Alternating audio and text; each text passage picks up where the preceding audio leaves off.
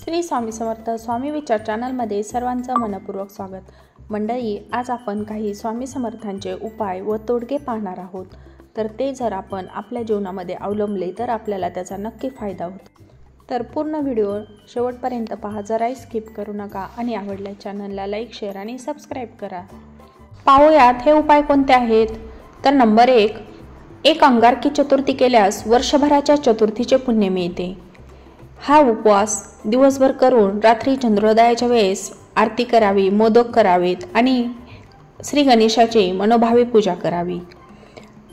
असे केल्याने वर्षभराच्या 12 चतुर्थींचे पुण्य लाभते। नंबर 2, घरामध्ये जुनी किंवा फाटलेले कपडे ठेवू नये। खराब झाले असतील तर ते सरळ टाकून द्यावे किंवा चांगले असतील तर गरजवंतांना द्यावे। नंबर 3, घरातील कोणतेही विजेचे बटन, इलेक्ट्रॉनिक बटन खराब किंवा बंद नसावे, त्यामुळे घरामध्ये निगेटिव्हिटी पसरते।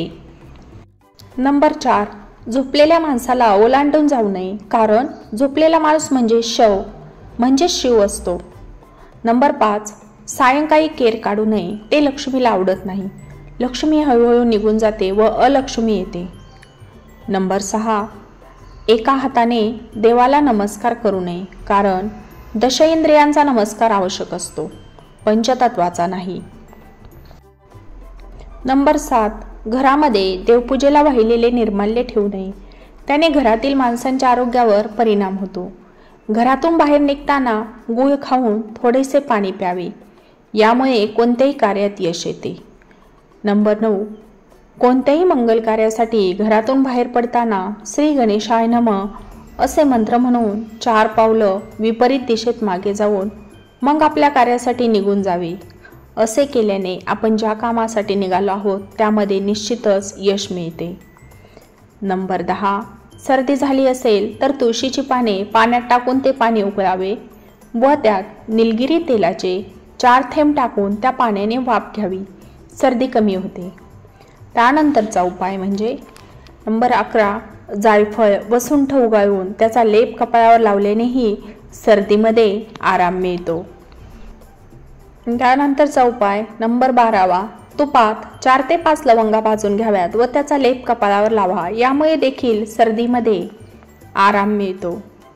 नंबर 13, जर खूपच सर्दी झाली असेल तर मोहरीच्या तेलाचे 2 थेंब नाकात सोडल्यानेही आराम मिळतो। नंबर 14, आपल्या कमाईतील काही भाग दरमहा बाजूला ठेवा।